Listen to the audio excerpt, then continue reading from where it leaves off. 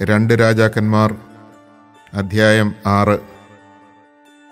പ്രവാചകഗണം എലീഷായോട് പറഞ്ഞു, അങ്ങയുടെ സംരക്ഷണത്തിൽ ഞങ്ങൾ താമസിക്കുന്ന ഈ സ്ഥലം വളരെ പരിമിതമാണ്. നമുക്ക് ജോർദാൻ അരികെ ചെന്ന് ഓരോ മരം വെട്ടി അവിടെ ഒരു പാർപ്പിടം പണിയാം. അവൻ മറുപടി പറഞ്ഞു, പൊയ്ക്കൊള്ളുവിൻ. അപ്പോൾ അവരിൽ ഒരുവൻ പറഞ്ഞു, ദയവായി അങ്ങും ഈ ദാസന്മാരോടുകൂടെ വരണം. വരാം, അവൻ സമ്മതിച്ചു. അവൻ അവരോടുകൂടെ പോയി. അവർ ജോർദാനിലെത്തി മരം മുറിച്ചു. തടി വെട്ടിക്കൊണ്ടിരിക്കുമ്പോൾ ഒരാളുടെ കോടാലി ഊരി വെള്ളത്തിൽ വീണു. അയ്യോ യജമാനനെ, അത് കടം വാങ്ങിയതാണ് എന്ന് അവൻ നിലവിളിച്ചു. എവിടെയാണ് അത് വീണത്? ദൈവപുരുഷൻ ചോദിച്ചു. സ്ഥലം കാണിച്ചു കൊടുത്തപ്പോൾ അവൻ ഒരു കമ്പ് വെട്ടിയെടുത്ത് അവിടേക്ക് എറിഞ്ഞു. അപ്പോൾ ഇരുമ്പ് പൊങ്ങി വന്നു. അതെടുക്കുക, എലീഷ പറഞ്ഞു. അവൻ കൈ നീട്ടി അതെടുത്തു. ഒരിക്കൽ സിറിയ രാജാവ് ഇസ്രായേലിനെതിരെ യുദ്ധം ചെയ്യുകയായിരുന്നു. പാളയമടിക്കേണ്ട സ്ഥലം രാജാവ് ഭൃത്യന്മാരുമായി ആലോചിച്ചുറച്ചു. നീ ഇങ്ങോട്ട് കടക്കരുത്, സിറിയക്കാർ അവിടം ആക്രമിക്കാനിരിക്കുകയാണ് എന്ന് ദൈവപുരുഷൻ ഇസ്രായേൽ രാജാവിന് സന്ദേശമയച്ചു. ദൈവപുരുഷൻ പറഞ്ഞ സ്ഥലത്തേക്ക് ഇസ്രായേൽ രാജാവ് സൈന്യത്തെ അയച്ചു. ഇങ്ങനെ പലപ്പോഴും ദൈവപുരുഷൻ മുന്നറിയിപ്പ് നൽകുകയും രാജാവ് രക്ഷപ്പെടുകയും ചെയ്തിട്ടുണ്ട്. സിറിയ രാജാവ് തന്മൂലം അസ്വസ്ഥനായി. അവൻ ഭൃത്യന്മാരോട് ചോദിച്ചു, നമ്മുടെ ഇടയിൽ ഇസ്രായേൽ രാജാവിന് വേണ്ടി നിലകൊള്ളുന്നവനെ നിങ്ങൾ കാണിച്ചു തരികയില്ലേ? ഭൃത്യന്മാരിൽ ഒരുവൻ പറഞ്ഞു, രാജാവേ, നമ്മുടെ ഇടയിൽ ആരുമില്ല. കിടപ്പറയിൽ അങ്ങ് സംസാരിക്കുന്നത് ഇസ്രായേൽ രാജാവിനെ അറിയിക്കുന്നത് ഇസ്രായേലിലെ പ്രവാചകനായ എലീഷ ആണ്.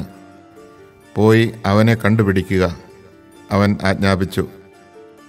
ഞാൻ ആളയച്ച് അവനെ പിടിക്കും. അവൻ ദോഥാനിലുണ്ടെന്ന് അവർ അറിയിച്ചു. രാജാവ് രഥങ്ങളും കുതിരകളും ഒരു വലിയ സൈന്യവും അവിടേക്ക് അയച്ചു. അവർ രാത്രി നഗരം വളഞ്ഞു. ദൈവപുരുഷന്റെ ദാസൻ അതിരാവിലെ എഴുന്നേറ്റ് പുറത്തു വന്നപ്പോൾ രഥങ്ങളും കുതിരകളുമായി സൈന്യം നഗരം വളഞ്ഞിരിക്കുന്നത് കണ്ടു. അവൻ വിളിച്ചു പറഞ്ഞു, അയ്യോ യജമാനനെ, നാം എന്താണ് ചെയ്യുക? അവൻ പറഞ്ഞു, ഭയപ്പെടേണ്ട, അവരെക്കാൾ കൂടുതൽ ആളുകൾ നമ്മുടെ കൂടെ ഉണ്ട്. അപ്പോൾ എലീഷ പ്രാർത്ഥിച്ചു, കർത്താവേ, ഇവൻ്റെ കണ്ണുകളെ തുറക്കണമേ, ഇവൻ കാണട്ടെ. കർത്താവ് അവൻ്റെ കണ്ണുകൾ തുറന്നു. എലീഷയ്ക്ക് ചുറ്റും മല ആഗ്നേയരഥങ്ങളും കുതിരകളും കൊണ്ട് നിറഞ്ഞിരിക്കുന്നത് അവൻ കണ്ടു. സിറിയക്കാർ തനിക്കെതിരെ വന്നപ്പോൾ എലീഷ കർത്താവിനോട് പ്രാർത്ഥിച്ചു, ഇവരുടെ കണ്ണുകളെ അന്ധമാക്കണമേ. എലീഷയുടെ പ്രാർത്ഥന അനുസരിച്ച് അവിടുന്ന് അവരുടെ കണ്ണുകളെ അന്ധമാക്കി. അപ്പോൾ എലീഷ അവരോട് പറഞ്ഞു, വഴി ഇതല്ല, പട്ടണവും ഇതല്ല. എന്നെ അനുഗമിക്കുക. നിങ്ങൾ അന്വേഷിക്കുന്നവൻ്റെ അടുത്തേക്ക് ഞാൻ നിങ്ങളെ കൊണ്ടുപോകാം. അവൻ അവരെ സമറിയയിലേക്ക് നയിച്ചു. അവർ സമറിയയിൽ പ്രവേശിച്ച ഉടനെ എലീഷ പ്രാർത്ഥിച്ചു, കർത്താവേ, ഇവരുടെ കണ്ണുകൾ തുറക്കണമേ, ഇവർ കാണട്ടെ. കർത്താവ് അവരുടെ കണ്ണുകൾ തുറന്നു. തങ്ങൾ സമറിയയുടെ മധ്യത്തിലാണെന്ന് അവർ കണ്ടു. അവരെ കണ്ടപ്പോൾ ഇസ്രായേൽ രാജാവ് എലീഷായോട് പറഞ്ഞു, എൻ്റെ പിതാവേ, ഞാൻ ഇവരെ കൊന്നുകളയട്ടെ. അവൻ പറഞ്ഞു, അവരെ കൊല്ലരുത്. നിങ്ങൾ വാളും വില്ലും കൊണ്ട് പിടിച്ചടക്കിയവരെ കൊല്ലുമോ? അവർക്ക് ഭക്ഷണപാനീയങ്ങൾ കൊടുക്കുക. അവർ ഭക്ഷിച്ച് സ്വന്തം യജമാനൻ്റെ അടുത്തേക്ക് പോകട്ടെ. രാജാവ് അവർക്ക് വലിയ വിരുന്നൊരുക്കി. ഭക്ഷിച്ച് തൃപ്തരായ അവരെ അവൻ വിട്ടയച്ചു. അവർ തങ്ങളുടെ യജമാനൻ്റെ അടുത്തേക്ക് പോയി. സിറിയക്കാർ പിന്നീട് ഇസ്രായേൽ ദേശം ആക്രമിക്കാൻ വന്നിട്ടില്ല. കുറെ കാലം കഴിഞ്ഞ് സിറിയ രാജാവായ ബെൻഹദാദ് സൈന്യം ശേഖരിച്ച് സമരിയ വളഞ്ഞു. അപ്പോൾ സമറിയയിൽ രൂക്ഷമായ ക്ഷാമമുണ്ടായി. ഒരു കഴുതത്തലയ്ക്ക് 8 ഷെക്കൽ വെള്ളിയും 1/4 കാബ് കാട്ടുള്ളിക്ക് 5 ഷെക്കൽ വെള്ളിയും വിലയായിരുന്നു. ഇസ്രായേൽ രാജാവ് കോട്ടമേൽ നടക്കുമ്പോൾ ഒരുവൾ വിളിച്ചു പറഞ്ഞു, പ്രഭു രാജാവേ, സഹായിക്കണേ. അവൻ പറഞ്ഞു, കർത്താവ് സഹായിക്കുന്നില്ലെങ്കിൽ എനിക്കെങ്ങനെ കഴിയും? എൻ്റെ കയ്യിൽ ധാന്യമോ മുന്തിരിയോ ഉണ്ടോ? രാജാവ് ചോദിച്ചു, എന്താണ് നിന്റെ പ്രശ്നം?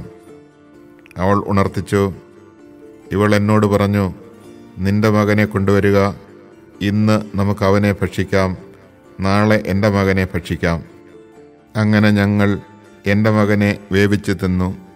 അടുത്ത ദിവസം ഞാൻ അവളോട്, നിന്റെ മകനെ കൊണ്ടുവരിക, നമുക്ക് അവനെ തിന്നാമെന്ന് പറഞ്ഞു. എന്നാൽ അവൾ അവനെ ഒളിപ്പിച്ചു കളഞ്ഞു. അവളിത് പറഞ്ഞപ്പോൾ രാജാവ് വസ്ത്രം കീറി. അവൻ കോട്ടമേൽ നടക്കുകയായിരുന്നു. ജനം നോക്കിയപ്പോൾ രാജാവ് അടിയിൽ ചാക്കുവസ്ത്രം ധരിച്ചിരിക്കുന്നു. രാജാവ് പറഞ്ഞു, ഷാഫാത്തിൻ്റെ പുത്രൻ എലീഷായുടെ തല ഇന്നു മുതൽ കഴുത്തിൽ ശേഷിച്ചാൽ കർത്താവ് എന്നെ ശിക്ഷിക്കട്ടെ. എലീഷ ശ്രേഷ്ഠന്മാരോടൊപ്പം വീട്ടിൽ ഇരിക്കുകയായിരുന്നു. രാജാവ് ഒരുവനെ പറഞ്ഞയച്ചു. അവൻ വന്നെത്തുന്നതിന് മുമ്പ് എലീഷ ശ്രേഷ്ഠന്മാരോട് പറഞ്ഞു, ആ കൊലയാളി എൻ്റെ തല ഛേദിക്കാൻ ആളയച്ചിരിക്കുന്നത് കണ്ടോ? ദൂതൻ വരുമ്പോൾ വാതിലടച്ച് അവനെ തടഞ്ഞു നിർത്തുവിൻ. അവൻ്റെ യജമാനൻ്റെ കാലടി ശബ്ദമല്ലേ പിന്നിൽ കേൾക്കുന്നത്. അവൻ സംസാരിച്ചുകൊണ്ടിരിക്കെ തന്നെ രാജാവ് വന്ന് അവനോട് പറഞ്ഞു, ഈ ദുരിതം കർത്താവ് വരുത്തിയതാണ്. ഞാനിനി എന്തിന് കർത്താവിൻ്റെ സഹായം കാത്തിരിക്കണം? Chapter 6. The guild prophets once said to Elisha, There is not enough room for us to continue to live here with you. Let us go to the Jordan, where by getting one beam apiece we can build ourselves a place to live. Go, Elisha said. Please agree to accompany your servants, one of them requested. Yes, I will come, he replied. So he went with them, and when they arrived at the Jordan, they began to fell trees. While one of them was felling a tree trunk, the iron axe head slipped into the water.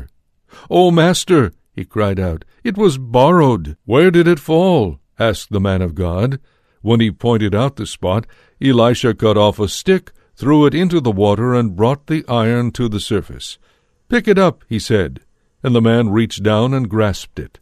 When the king of Aram was waging war on Israel, he would make plans with his servants to attack a particular place. But the man of God would send word to the king of Israel, "Be careful, do not pass by this place, for Aram will attack there." So the king of Israel would send word to the place which the man of God had indicated and alert it. Then they would be on guard. This happened several times. Greatly disturbed over this, the king of Aram called together his officers. "Will you not tell me," he asked them, "who among us is for the king of Israel?" "No one, my lord king," answered one of the officers. "The Israelite prophet Elisha can tell the king of Israel the very words you speak in your bedroom." "Go find out where he is," he said, "so that I may take him captive." Informed that Elisha was in Dothan, he sent there a strong force with horses and chariots. They arrived by night and surrounded the city. Early the next morning, when the attendant of the man of God arose and went out, he saw the force with its horses and chariots surrounding the city. "Alas," he said to Elisha, "what shall we do, my lord?" "Do not be afraid," Elisha answered. "Our side outnumbers theirs." Then he prayed, "O Lord, open his eyes that he may see." And the Lord opened the eyes of the servant so that he saw the mountainside filled with horses and fiery chariots around Elisha. When the Arameans came down to get him, Elisha prayed to the Lord, "Strike this people blind, I pray you." And in answer to the prophet's prayer, the Lord struck them blind. Then Elisha said to them, "This is the wrong road, and this is the wrong city. Follow me. I will take you to the man you want." And he led them to Samaria. When they entered Samaria, Elisha prayed, "O Lord, open their eyes that they may see." The Lord opened their eyes, and they saw that they were inside Samaria.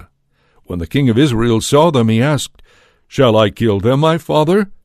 "You must not kill them," replied Elisha. "Do you slay those whom you have taken captive with your sword or bow? Serve them bread and water. Let them eat and drink, and then go back to their master." The king spread a great feast for them. When they had eaten and drunk, he sent them away, and they went back to their master.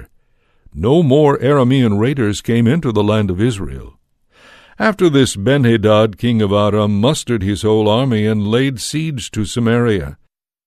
Because of the siege, the famine in Samaria was so severe that an ass's head sold for 80 pieces of silver, and a fourth of a cab of wild onion for 5 pieces of silver. One day, as the king of Israel was walking on the city wall, a woman cried out to him, "Help, my lord king!" "No," he replied, "the Lord help you. Where could I find help for you? From the threshing floor or the winepress?" Then the king asked her, "What is your trouble?" She replied, "This woman said to me, 'Give up your son that we may eat him today. Then tomorrow we will eat my son.' So we boiled my son and ate him. The next day I said to her, 'Now give up your son that we may eat him.' But she hid her son." When the king heard the woman's words, he tore his garments, and as he was walking on the wall, the people saw that he was wearing sackcloth underneath, next to his skin. "May God do thus and so to me," the king exclaimed, "if the head of Elisha son of Shaphat stays on him today." Meanwhile, Elisha was sitting in his house in conference with the elders. The king had sent a man ahead before he himself should come to him. Elisha had said to the elders, "Do you know that this son of a murderer is sending someone to cut off my head? When the messenger comes, see that you close the door and hold it fast against him. His master's footsteps are echoing behind him."